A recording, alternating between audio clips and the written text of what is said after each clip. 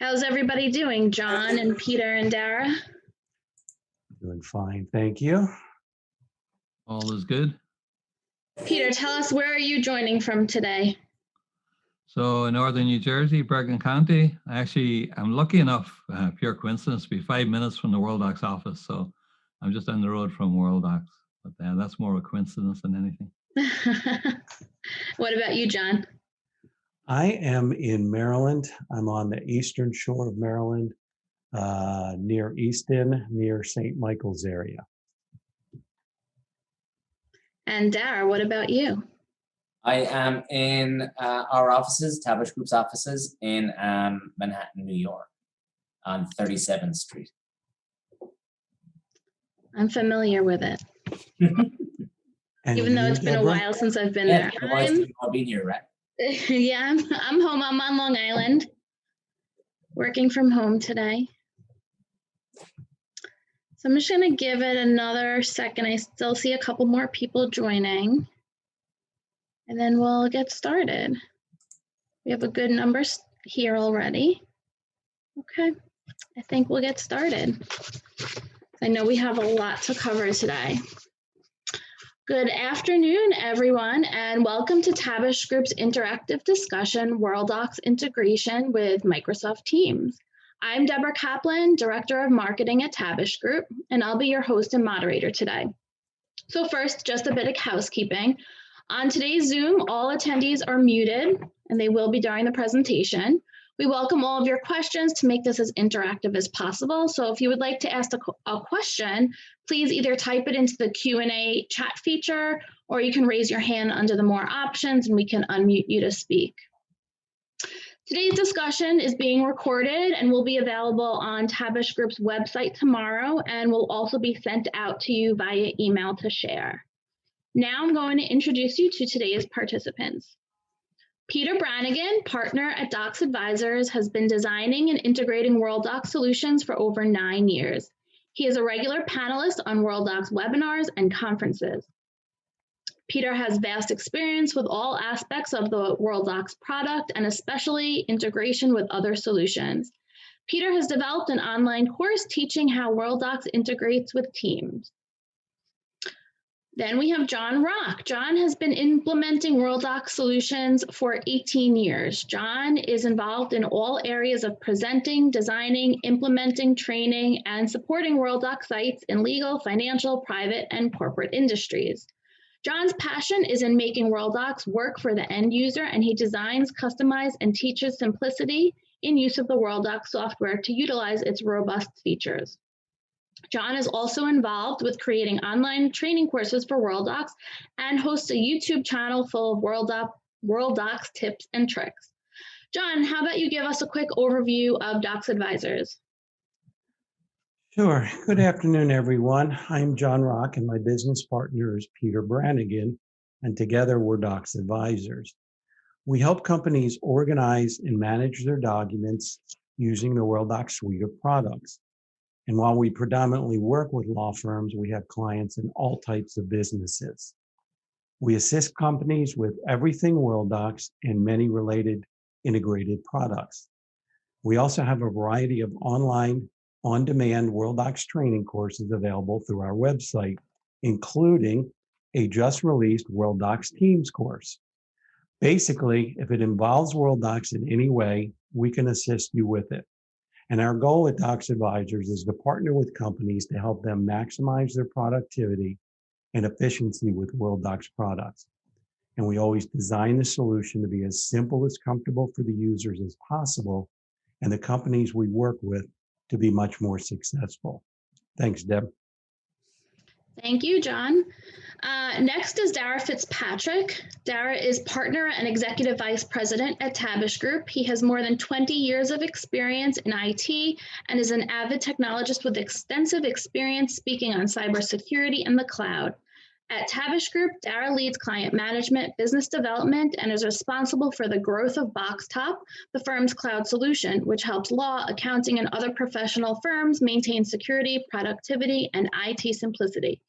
Originally from Ireland, Dara relocated to New York in the early 2000s. He now lives on Long Island with his wife and their two sons. Dara, can you give us a quick overview of Tabish Group and Boxtop? Yeah, of course. Thanks, Deb. Thanks, John and Peter. So Tabish Group, we've been in business for 20 years. We're actually 20 years, celebrating our 20-year anniversary this June. Hopefully we can do that together somewhere. We focus basically on helping firms leverage IT correctly so that they can mitigate risk and maximize productivity for their team and business and protect their clients. That basically happens by we design, build, manage, maintain, and secure and support their IT systems and people. We do that with a suite of managed services, or as you just mentioned, Deborah, we have a cloud platform called Boxtop. Our goal is to take away the complexity and make IT simple. We want to help reduce the amount of decisions that a managing partner law firm has to make with regards IT. And that basically is why we built our Boxtop platform. Boxtop inherently provides lots of different pieces of the IT puzzle that take away a lot of different decisions that people have to focus on, like backups, remote access, security. All these things are inherent in our platform. And it allows us to take wonderful applications that law firms depend on, like Worldox, and without having to change that application or change how people work, incorporate Worldox into our Boxtop platform. And therefore, people are able to just operate as normal, but get all the benefits of having a cloud solution. Great, thanks so much, Dara. Next, I'll just quickly run through today's agenda. First, Dara will provide a brief overview of Microsoft Teams. Then Peter will provide an overview of the Worldox and Teams integration. And finally, what I think everyone is here for, Peter and John will give us a live demo of Worldox and Teams in Boxtop. Again, if you have any questions, please type them into the Q&A box.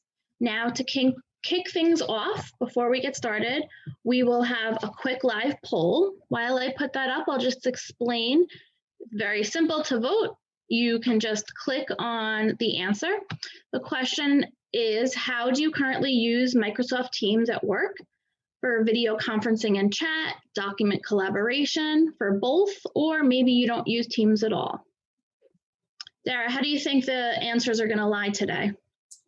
I think 12 months ago, it could be quite split in terms of using it and not using it.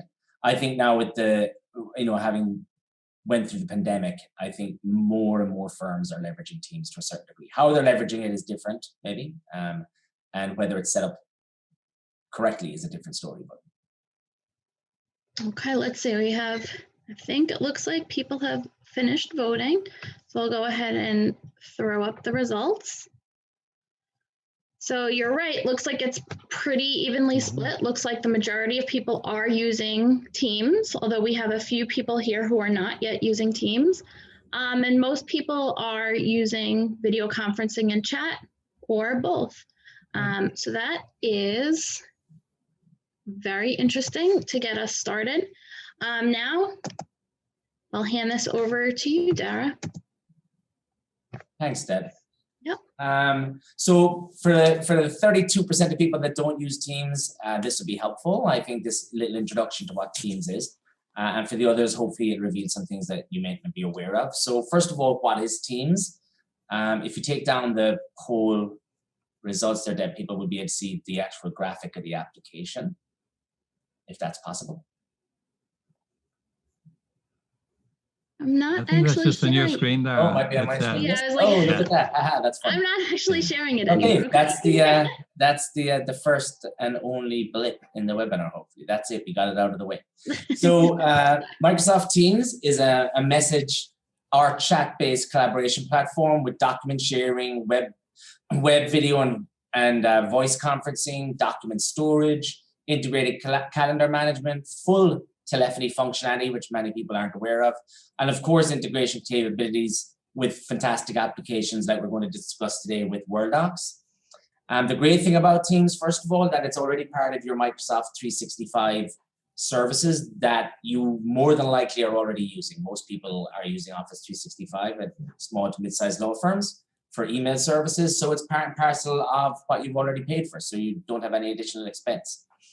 The Teams application itself can be downloaded and configured on multiple types of devices, on your phone, your laptop, a desktop, a Windows desktop, tablets, and all Apple iOS devices, so from Mac desktops to your iPhone or iPad. It can be accessed from any device also that maybe is not a company device, or is not a device of yours that you own and work every day, through a web-based console, and that's a very functional way of utilizing Teams also.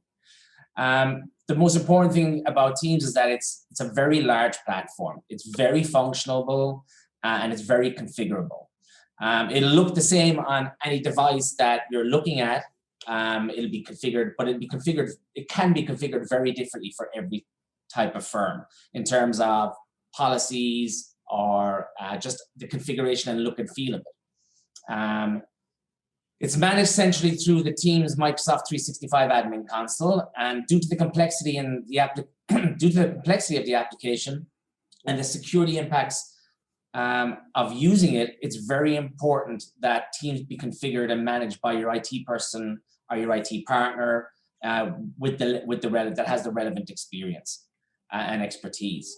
So why is it called Teams? Well, that's due to the fact that the key building block is, as you can see in the graphic, building out the team structure that mimics basically how your firm is broken down and internally, and how you're going to group and communicate. So we're multiple teams that you can see in the graphic. You have an attorney's team here with a partner's channel. So under every single team, you have different channels.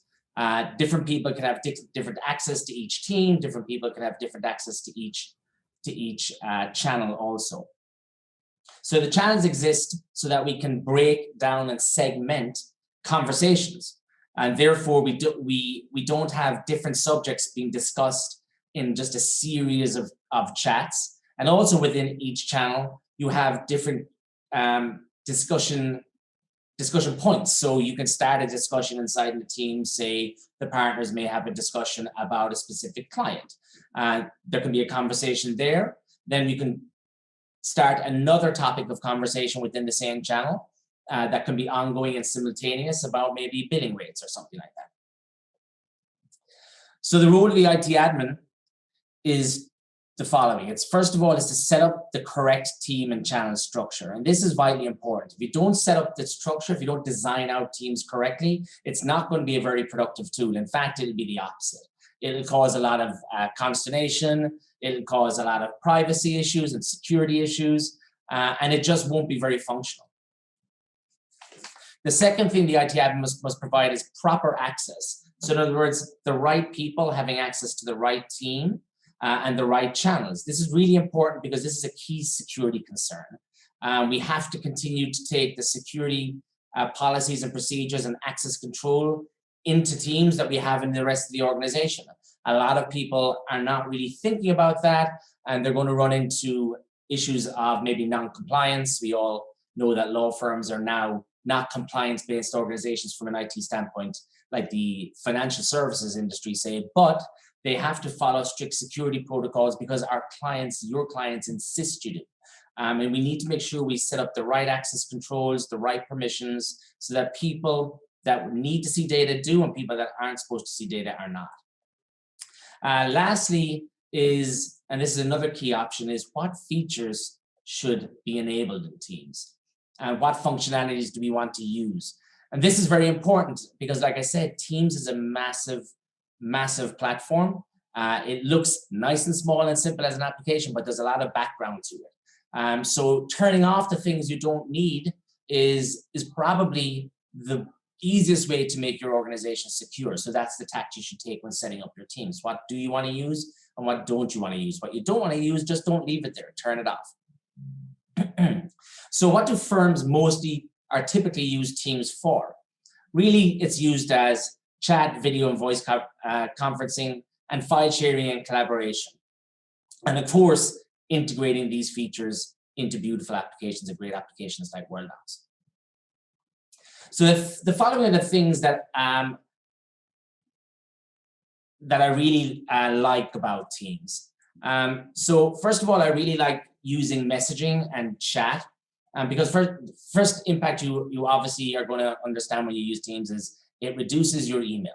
And Lord knows we all can do with less email, right? What I also liked about the chat and the Teams discussion points is, sorry, I'm just going to take a glass of water, is that conversations are more fluid. We've all been in those type of environments where we're going back and forth via email, and then someone that hasn't talked or put input into the email at any time is now all of a sudden doing so, but they haven't read the 5 emails that went before. That doesn't happen in an application like Teams. Discussions are always directed to the right group of people. Questions are always directed to the right group of people. And therefore, you're not having a bunch of outside influences in conversations that they don't need to be involved in. That's great. So it's very succinct. And it's easy to initiate either scheduled or instant chat. So if you look on the graphic there, you have the chat section, and below it you have the team section. Chat section means I can just immediately hit up Deborah, which of course Deborah might not like as I'm interrupting her, but it's very useful instead of maybe picking up the phone all the time. You can get a quick Q&A done. And in Teams, you have more bigger team-based organizations on specific subjects. As we know from the poll, people have been using voice and web conferencing the last year an awful lot more. Some people have been using it for a long time, but we just saw the growth has been huge in the last 10 months. And Teams makes it much easier to have instant video. So just like I can instant chat Deb in the chat section, I can also have a video call with her. I can also do that with a group of people that I want to put together. I could get John, Peter, and Deborah in one instant chat and just make a video call straight away and request people join a video meeting with me, which is in this environment when we work remotely is fantastic. We don't have to just do everything by phone. We can actually have some type of human contact or visual contact. So it makes for good, meaningful conversations. Also, Teams is fully integrated with your Outlook calendar. So if you see there the graphic below on the left, where it says Teams, you have your calendar. That's fully integrated into your Microsoft 365 and Outlook calendar. So therefore, A, that's great because you can look at all appointments through Teams. You don't have to be going to Outlook all the time. So that's a great feature. But B, when you go to the calendar and it's a Teams meeting, there's a button that just says join. So accessing and initiating a Teams meeting is very, very quick and easy. You don't have to click a link and go to your browser and then launch your app. It's very straightforward. File sharing and file share collaboration is obviously something people are doing more of. I think that less people probably use it that way. And from the poll, I think it said maybe 30% of people are doing that. So first of all, we can just send each other files like we do in an email, but we can send it directly in the chat. But the great feature is that if you look, in each team, there's a file section, and at the very bottom on the left, there's a file section, file button. But there's also in each channel, there's a file section whereby you can drop a file into this channel and you can collaboratively work on that document. So actually, myself, Peter, and John could work on editing a contract, for instance, or reviewing a contract. And therefore, there's really less back and forth with, tracking changes and comments. You can just get together for 15 minutes and review it all together, edit it, and then save it and send it to whoever you want to. So all these features are available to both everyone in your firm, and they're also available to people outside your firm, your clients and partners. However, again, we have to be very careful when we're opening Teams up to the outside world. We have to strategically think about how we're going to do that, how we're going to configure that, make sure that we're doing it in a very secure way. Again, it's very important to do this because we have to protect access to the system. We have to ensure that data is only being picked up or sent to people that we want it to be. That's a massive issue, of course, for law firms with data privacy, etc. So we have to have our person with the expertise to do this work involved. I think there's a lot happening with Teams in the last 10 months where it's download, install, put in my email address, and hey, let's have at it. And I think a lot of firms now, maybe if they talk to an expert, would find that they're doing things they really are not aware they're doing, for one thing, and B, they'd be very concerned that they're doing. So I think you very much, if you've taken that, just download it and deploy it. Really have a conversation with your IT partner, an expert, to say, well, what should I be doing?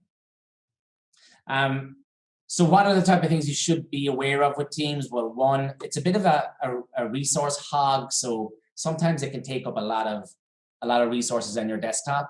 So you want to have a good solid desktop. And if it is hogging resources, you'll see that very much in voice and poor video, which hopefully no one's experiencing right now on our great webinar here. Secondly, a lot of people use Zoom. Actually, most people call web conferencing Zoom calls now. So, and that means, you've got a very good impact as a product when it's become a verb. So while we do great calling on Microsoft Teams, the quality of video, I find Zoom is better. It's simpler. It's a less functional tool in terms of all the different things that Teams does. But for just web conferencing, I find that it's a better web conferencing tool. So you may find that you're not eradicating Zoom by putting in Teams. And that really depends on the type of things you're using the tool for and what your needs are from a video standpoint. It's very feature rich. I keep repeating that, which is fantastic. But again, we have to be very careful in our design and planning of how we use it. One thing that people make a mistake with Teams is it's not SharePoint. It's not a file storage system. It's a file collaboration system. That's been a big problem for a lot of firms where they're using it as a storage point. And every IT person and every operations person would tell you the worst thing that you can deal with is having copies of files everywhere or not knowing where people are storing data. So that's one thing you have to be very careful about as well. And of course, the very last key thing I want to just mention is, again, integrating Teams into great applications. And that's where I'm going to be handing off to John and Peter, of course, because they're going to tell us about how they can integrate Teams and how Wordlock works so well and can really add a great collaboration piece into your Wordlock environment by leveraging Teams. One thing to note, when you are integrating both, all your security, all your administration is still done through Teams. That's very important. So getting your Teams set up right, first of all, great step. Then integrating with Wordlock, which is a very simple process, actually. It's not that complex whatsoever, especially with the Teams admin that has expertise in Teams. It'll be a very straightforward process. So that's it. So I want to hand over to Deborah now. And Deborah, you're going to get the guys set up for the demo. They're going to be running Worldox out of our Boxtop cloud, which I mentioned earlier. You'll see how well Boxtop performs from a cloud desktop point of view as well. Thanks, Dara. So first, we're actually just going to launch into our second and final poll question. And so this one is to kick off for Peter's presentation. Which apps are you currently using? Are you using Worldox? Are you using Teams? Are you using both? Or are you not using either right now? So Peter, how do you think this one's going to fall out?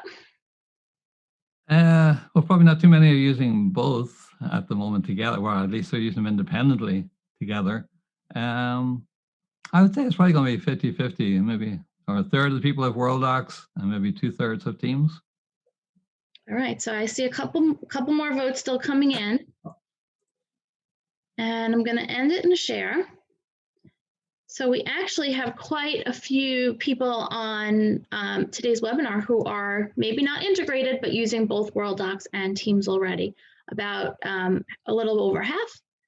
And so with that, I will take this away and hand it over to you, Peter, to start your presentation. Okay, so I just have... Let me just jump in. We have some questions coming in. I'm going to hold all the questions, keep sending them in. I'm going to hold them to the end. So we're going to try to leave some time at the end for some questions. And hopefully I'll answer some of those questions as we go through the presentation. Exactly. So I thought it was good to just summarize, first of all, what you can do. So you can upload files from Worldox to Teams. You can download files. You can create a team or a channel, and you can send a message to chat.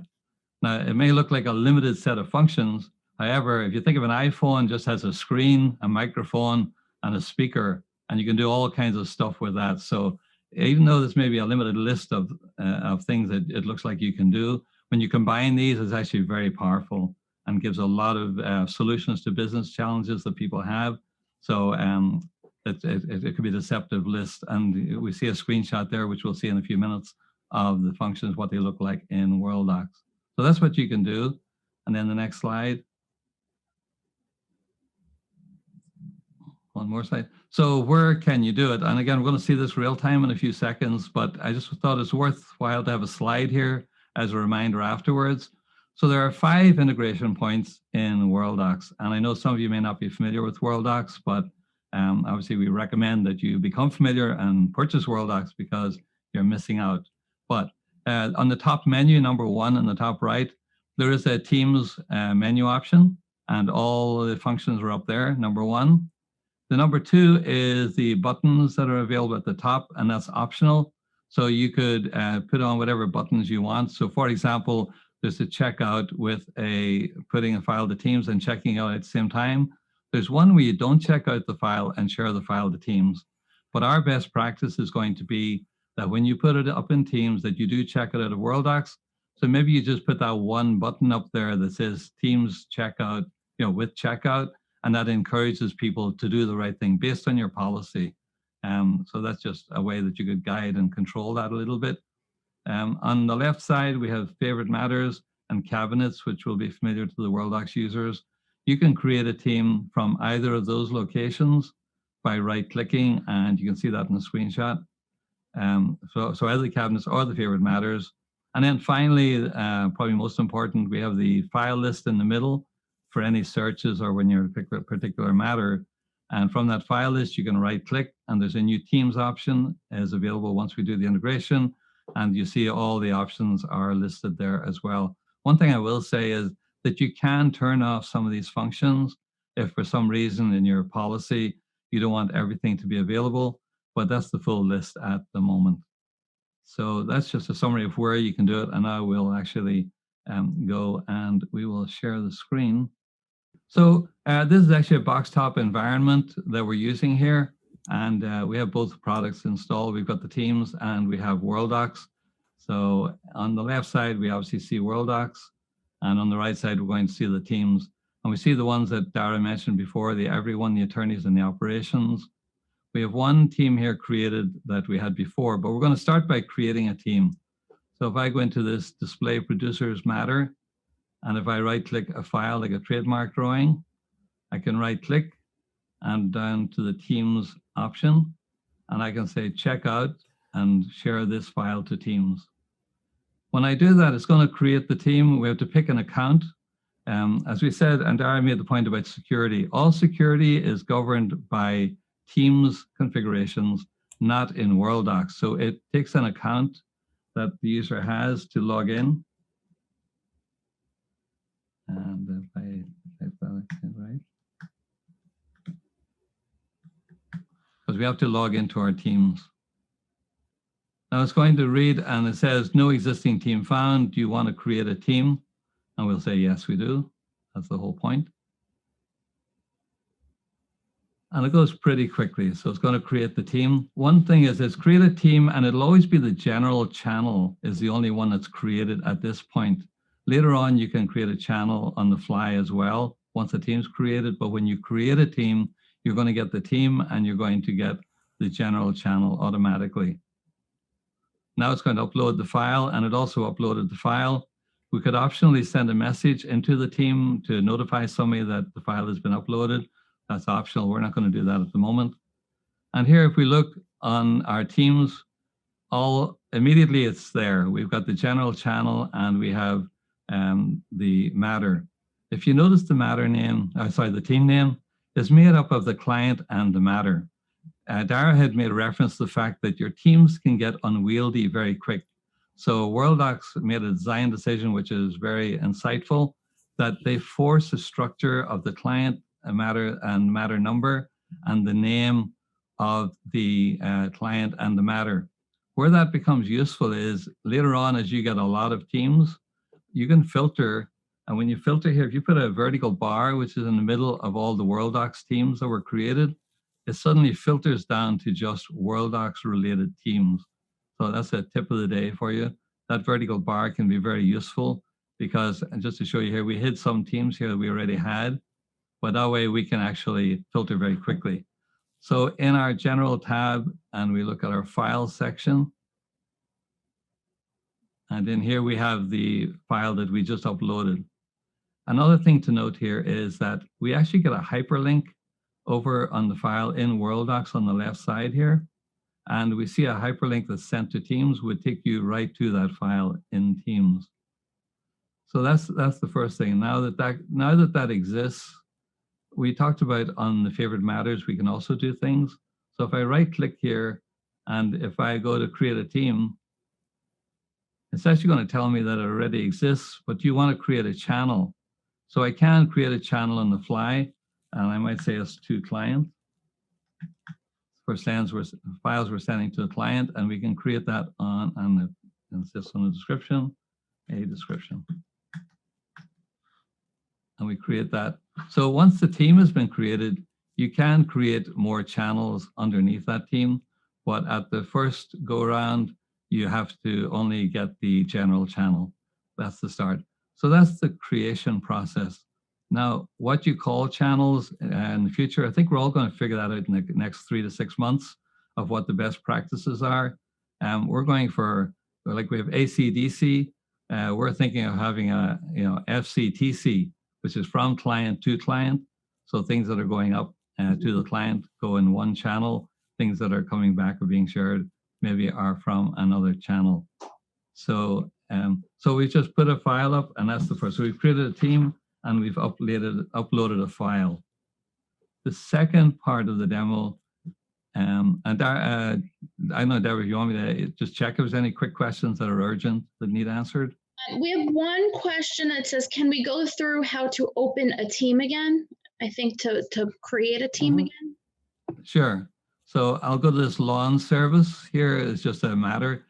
Because one thing you'll find is once you've created a team, you can't recreate it. And even if you delete it in Teams, you can't recreate that team again. And Azure admin has to delete it. So I have a second one here called lawn service. And if I right click on any file here, I could just go down to the Teams. And then I can say, check out the file to Teams. And that's doing, two things. It's creating the team. And here is suggesting that we create it, which we want to. And it's going to upload the file at the same time. So the easiest way to create teams is actually to upload your first file. And what I think I'm going to do for people is recommend that you have a Readme file, a text file that describes what the team is for and some of the rules of your firm using that, maybe confidentiality, text or whatever.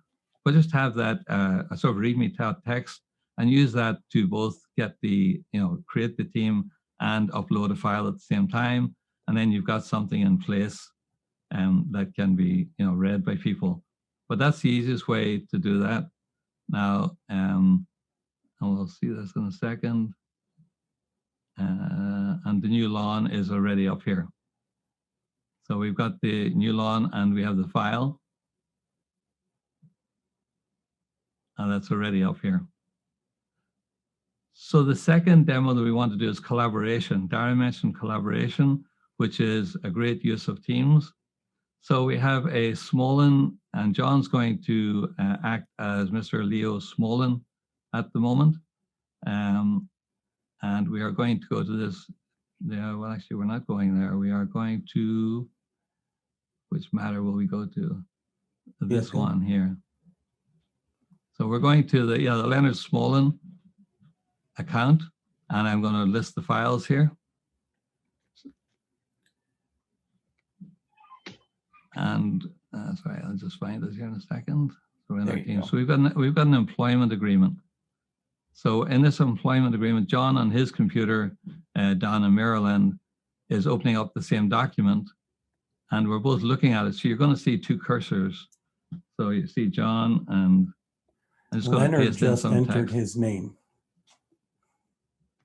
Leonard here in Maryland just entered his name in this document, while Mr. Rush of Rush and Delay entered his text. Go ahead, Peter. Yep, so we're collaborating. I've added this. John has added up at the top. And you can actually see cursors listed. And then if we close this file, so the important thing is when you collaborate on a file, that's going to be in Teams, and you want to lock the file. That's why this is locked. This agreement is locked, so I can't edit it within Worldox, which is what we want. We only want one location where edits are taking place. So now in Teams, that's been updated, but it has not been updated locally. So now if we want to import the file, we can right-click and go to our Teams and say, import shared files from Teams as a version. Now, before I do that, if you notice, it's version 3 here. If you see this 3, the small 3 on the right. So we should be going to version 4 if this works correctly. So we go to Actually, Teams. we have a question from Cindy Ogle, who is asking if we check out documents, do we have to check them back in? So Cindy, this should be answering your question, basically. Yes, and you're going to see what happens when you do that. Yes, so we're going to import this as a version. And in this one, so they'll just You know why, Peter? Because we renamed it before we started the demo. Yeah, remember? Cindy is also asking. Go up to Smolin. There you go. Cindy is also asking if while they're checked out of Wordlock, can others access them there as well? So Cindy, again, I think that might be answering your question in terms of the file is locked when it's checked out. Yes. And then people can collaborate and access the document in Teams if they have access to the channel, right? So in this case, we're seeing that Leo Smolin has access to the channel, and so do the people in the law firm that have access and managing that matter. Right. So what I'm actually going to do now is, because we did the fatal thing of a demo, we made a change just before we went on the air. So I'm going to share another file and we'll collaborate on that. We'll do the whole process. So we're going to upload this. And so it's the assignment and the assumption of agreement. And it's in our lawn services. So we'll go to our lawn services, to our general channel. We'll go to the files, and our file is here. And assumption of lease. So we're going to edit this lease document, John. You can add something and I'll add something. Recitals. We'll edit the document. And we have to convert this. Because of the Teams enforces recent versions and our Worldox demo is old files. So it wants to convert it into a version that it can edit and more text. So just put something in here. We'll close that. And I unfortunately am not a member of that team. So go ahead and edit that document and bring it back in. I think we'll bring this back. Yeah. So we'll bring this back in as a version. Import as a version. And I imported the file and it's imported successfully. And here we see we've gone to version 2. So we did a 2-step there. We did the collaboration part. And again, we messed that up, but now we brought this down and that's a version. Peter, so that's the second. Yep. There's a question from Rachel. She's saying, in my organization, we will use Teams. We all use Teams. However, my department is the only user of Worldox. Would others not be able to view the document if I share it in Teams from Worldox? So when you create a channel, you want to just explain who can see what in the channel? Sure. So let's say this Leo Small, let's say the lawn example that we had. Here we can manage the team. So in terms of who can see that once it goes up into Teams, you can determine who gets to see that by just typing an internal person, a client, whoever. They don't have to have Worldox to collaborate. So for all the collaboration stuff, that's going to happen in Teams, and that doesn't have to be Worldox users. Now, the only people that can bring it back into Worldox at the end of that process, obviously, would be a Worldox user that has access to that matter to get it back in.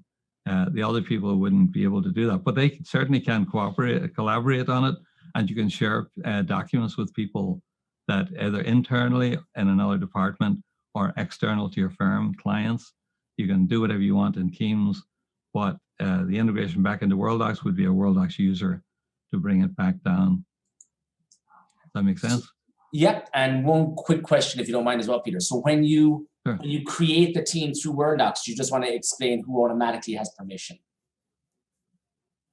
So the creator of the team from Worldox is the person that owns the team. So that, you remember, the Worldox was tied. I had to log in with my Teams account. So that tied my Worldox environment to my account. So like everything in Teams, the owner is the person that creates the team, and they determine who they give out the keys to other people to get access to that.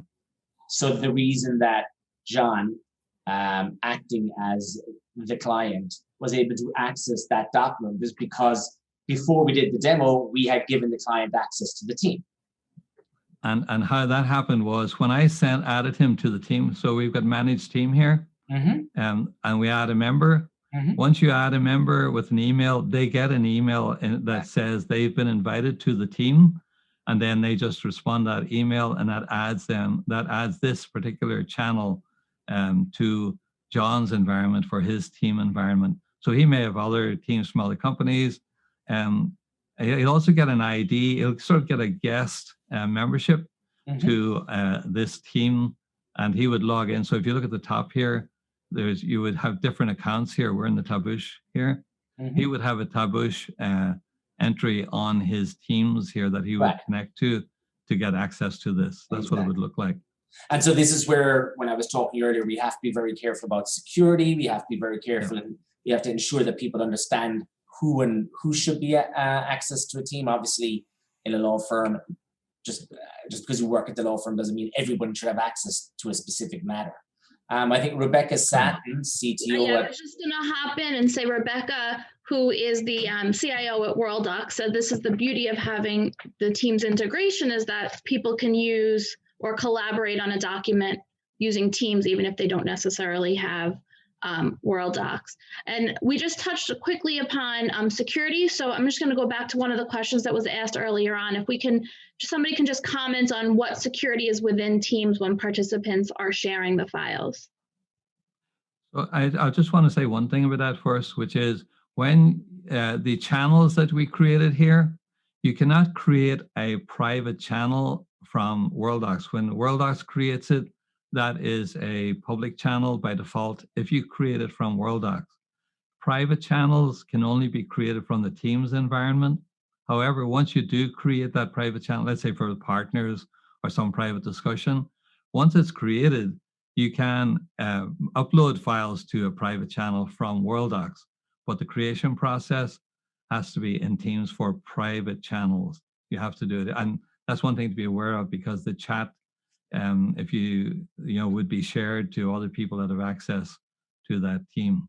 So let me just expand a little on that, because it's going to answer a question from Darren Peak, who is asking, please describe the relation of a channel to the team again. What are they and what are they used for? So what the relation to a channel to the team is, your team is a group of people, in this case we have a matter, that have access to any, by default would have access to any channel created underneath. A channel is generally a subject matter. In this case, we have a group of people doing a workflow. So in this case, we have the general channel, which is automatically created when you create a team. Instantly, any member of the team accesses everything in the general channel. You just heard Peter refer to private channels and public channels. A public channel is your general channel. It means that anyone in that team will see everything in that conversation. A private channel is where you lock down, you may have 10 members of your team, but maybe only 2 of those members can see data in a channel under attorneys, say, that's called, if you open up attorneys there, Peter, you might see, you'll see there you have your general and you have your private, and you can see beside it, it's locked. Okay, and that means that within the attorneys, there's the partner group, only the partners that are members of that channel can see the discussions in there. And so that's private, public, and that's the relation of a channel to a team. And it's really the great thing about the channels in the team is not only can you go public and private, but it means you can subjugate conversations. So you could have, you have your from and to client, like Peter aptly described his FCTC channels. But you also could have a conversation that's under that matter that's maybe between the attorney and an associate. And it's called something like, I don't know, internal discussion on matter or something like that. And therefore the client is never going to see that information. I hope that answered the question, sorry. Yeah, and just one quirk on that is you cannot convert a channel to a private channel once it's created. So it's at the creation point that you determine whether it's going to be a public or a private channel.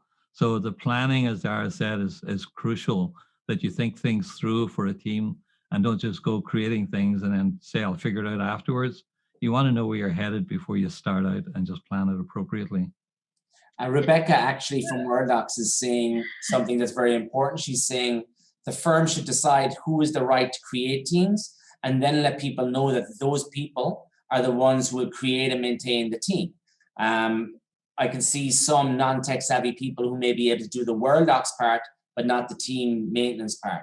Again, I think that goes back to what I was stating earlier about needing the expertise to set up teams correctly. Like you could take away the ability, if you so wanted to, as a policy, to not have people create teams through Worldox. Maybe the team structure is built and set, and therefore then you're sending to an existing team. But yeah, I think Rebecca makes a very good point there. Sorry, Peter, go ahead. And that is correct. And while I said that all security is in teams for team stuff, and that's a whole world in itself, as you're hearing, but on the Worldox side, we can turn off any of these features through a security group. So just like you have table admin in Worldox, not everybody can create doc types, for example, or add new clients. You can limit the create team functionality to certain admins that are allowed to create teams on behalf of a department or an area of practice. So the fact of which features are available is totally, like all other security in Worldox, it's very granular, and you can decide who to give what power to do that. Now, there's one other thing, if we have time, Dara, which will only take a couple of minutes. We do have time. We have a couple more questions, but go ahead, and then I'll get to your the questions remaining. So the third thing we thought is a real case is when we're going from a client, right, to get documents into a firm. So, and traditionally you may have used Box or whatever that might be, but Teams obviously provides that security as well. So if we imagine that Leo Smolin here has some financial documents that he wants to send, he doesn't want to put it in an email, nor do you want him to put it in an email because it's PII type information. So John is going to upload some sort of a financial statement here, credit card statement that he wants to come into the firm, and then he might tell us, or we may have a notification on that. And Leonard just uploaded that financial statement, the bank statement to you. There it is. Leonard's a very responsive client. Yes. Very responsive. Yeah, very responsive. He's on the ball all the time. So we have this new file that's coming in. So if we go to Leonard Smolin over here on the right, we could say a file from Teams to Worldox. Now this is a new file that's never existed in Worldox before. So we're coming from that to Smolin client. And then we see here that we have the from client channel, which we have to go to. And then we'll say get files. Now again, at this moment, we don't know what's in there, but Worldox will read in one or more files, whatever files are in here. If there's 5 in here, there'd be 5 in this list. We made a 1 to be simple. So we can select that file, and it's going to download that file, and then we're going to paste that, we're going to profile it like anything, and we'll call this a bank statement, which is what it is.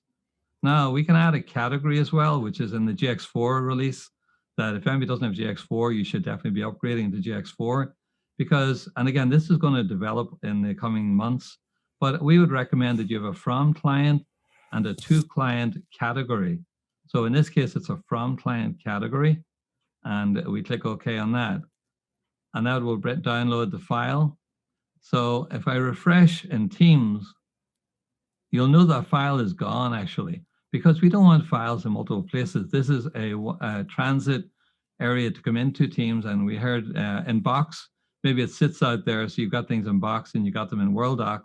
You don't know which one is where. This way it's keeping good control of the files, that they're only in one single place. But what we can do now is go to our filters at the bottom for this client and refresh them. for this client. While you're doing that, Peter, I really love that Worldox did that as part of the integration, because we don't want, and this is maybe answering a question from Connor Dennehy, we don't want really, well, you can decide if you do, but the best practice is Teams is not a storage location. It's not another place to store files.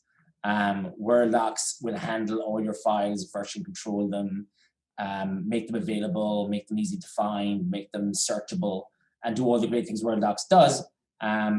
Teams is just for collaboration and sending and receiving. Like Peter said, it's a transit area where you're putting them to be relayed and retrieved from the either the client or the firm. And as Peter mentioned, best practice is to check them out so that, again, they're managed in Worldox and we don't have multiple files in multiple locations. Go ahead, Peter. Yeah, and then the filters for the people that know those in Worldox, we have a from client filter because of the category. So we can isolate and know everything that we got from the client very quickly here, just by a filter. So these are all the files to this client, but I want to know what came from Teams. So if we do that, then we know that these 2 files came from Teams. And Peter and John, this is where it's not just integrating Teams and plugging it into Worldox. This is where your expertise in Worldox comes to the fore, so that not only are you integrating Teams to Worldox, but your knowledge and your ability to create simple filters like that, but make a fantastic difference in how people can access and see data in Worldox through Teams. Yep, and to that point, what we're hoping is that sort of this community and people like us all together can share and develop the best practices around doing this in some forum, which we'll all try and figure out, whether that's a Facebook group at some stage or some LinkedIn group, where we can actually share what our best practices are and learn from each other. Because it's all new territory. We've all got to figure out what is the best and safest way to do this. And we have ideas about that, but it's certainly in its infancy at this stage. And that's the demo. That's the 3 things that we showed you, just as the creating teams, creating channels, collaboration, and then incoming documents. And I mean, that's a pretty powerful combination of things to be able to do. Peter, could you do me a favor? Could you minimize Teams and Worldox there? I can. I just wanted people to see what Boxtop is. It's basically a Windows 10 desktop. It's the exact same as the desktop that you use, or the PC and desktop you have under your desk. The difference is that Boxtop now is a Windows 10 desktop that's accessible from the cloud and makes all your applications and files accessible from the cloud. So Worldox GX4 is a very powerful tool, a very powerful application. Now we can bring it and run it for your law firm out of Boxtop with everything else, with your QuickBooks, say, for instance, for your finances, with your time and billing system, whatever that may be, all your file shares. And we can now protect it from a business and backup and business continuity standpoint. No need a separate system for it.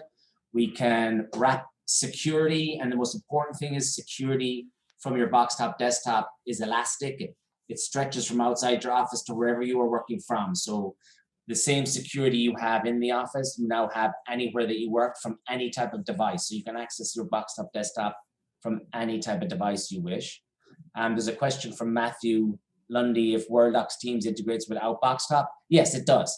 But of course, Boxtop brings a lot more to the table from an IT standpoint outside of that.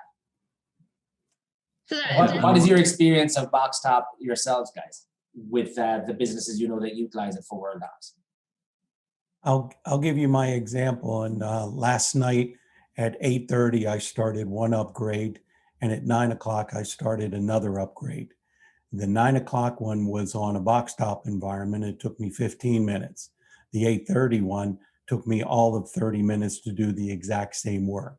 So I can give you live examples that when I work in the Boxtop environment, it's lightning fast and very reliable. So I'm just going to jump in because we're down to the last kind of 5 minutes, and we have a couple more questions. Some of them have been touched upon. And if you feel your question has not been touched upon, feel free to send me an email in response to tomorrow's replay, and I'll make sure that the right person gets your questions so they can answer it. But so here's one question is, if you're working remotely with LogMeIn for Worldox, but you have Teams on your home PC, will the integration still work? Mm-hmm. Yes. Yeah. Okay. Yeah. And a quick thing on that, Deb. Yeah. This is one of the things we need to be careful about with security. So we have to ensure that that PC that is running Teams is fully secured. So the same security systems you have in place on your IT in your office, you really should be running that same security on the PC that you're running Teams from, because if you transfer a file that is somehow has some type of breach or has been somehow affected from a security perspective, you're going to cause a problem. And there's ways and means to work on that. Of course, running on Boxtop means you don't have to worry about running from a home PC, because you just launch your Boxtop from your home PC. Teams is there, Wordlock is there, your file shares are there. And that eradicates a big problem that has occurred during the pandemic, whereby everyone pivoted very quickly to work remotely. Home computers were used, home devices were used. And now the things that we're all ticking the boxes saying my IT is secure, you're saying to your institutional partners that your IT is secure, you're ticking boxes, you're now in breach of that agreement, basically. That can have insurance problems. First, that can be an issue from an insurance perspective, cyber insurance perspective. It's definitely a problem for a breach perspective, and it really could be a problem for the institutional partners or the clients that you work with that have asked you if your IT is compliant and secure. That's a very important thing just to mention there. Sorry. And actually, just I asked it a bit quick. So the Teams that would be used would be the Teams on the LogMeIn session. So when you log me in, you're going into a desktop. That desktop would have to have Teams. If that didn't have Teams, your local Teams outside LogMeIn would not integrate that way. But you would use the desktop one, and then obviously your home Teams could access whatever you had uploaded from that session. So I answered it not quite perfectly the first time, so I just wanted to clarify. Okay, so we have time. I'll take one more question. What are some of the tips you can provide for user adoption of Teams and the Worldox integration with Teams? Plan. So can I Plan. plug something? A plan. And also on the Teams course that we have, originally it was just like we did today in the demo with those examples. And then Rebecca, to her credit, said, well, you should give people a bit more about Teams and tips and tricks and use cases. So we actually do include some of that as tips and tricks of how to use Teams itself, because that's a whole world in itself. It gets unwieldy very quickly, but there are strategies. But what we are developing, and we'll publish those in some format, that's whatever we come up with in terms of best practices that we're proposing, and then we'll adjust them over time so people know, they don't have to figure it all out themselves all the time. Yeah, I would say planning is hugely important. Using the expert, so ensuring that your IT people are involved and that they manage the rollout. Designing how Teams is laid out. If you get your Teams and channel design wrong, it's a mess, and you're not going to get the productivity that you want. Security, very important, and you want to do that as you're rolling it out. You don't want to be applying security after the fact. I think that while it is a simple download and install product, Teams, there's tons of things that it does that you may not want to do. So switching things off, there's nothing more secure than turning something off. So turning off the features you don't use is very important. And of course, to integrate it, you're going to have to work with your IT team and someone like DoxAdvisors to do the integration, because it's not while it is not a very complex process, it is a process that needs expertise in Teams and Wordlock. Okay, thank you so much. I'm just going to put up one final slide as we kind of say goodbye here. There's a special thank you for today's attendees. We're offering, I believe for the next 2 weeks, 20% off on DoxAdvisors World Teams full course. You can take a picture of that. Again, we'll send this out with tomorrow's replay. And if you did not get your questions answered, I know there's a couple that are still in the queue. Again, feel free to reach out to me and I'll get you set up with the right person to answer your question. So thank you guys. Thank you, Peter, John, and Dara for participating in today's webinar. Thank you to everyone who attended today's interactive discussion. Again, you will receive the replay tomorrow.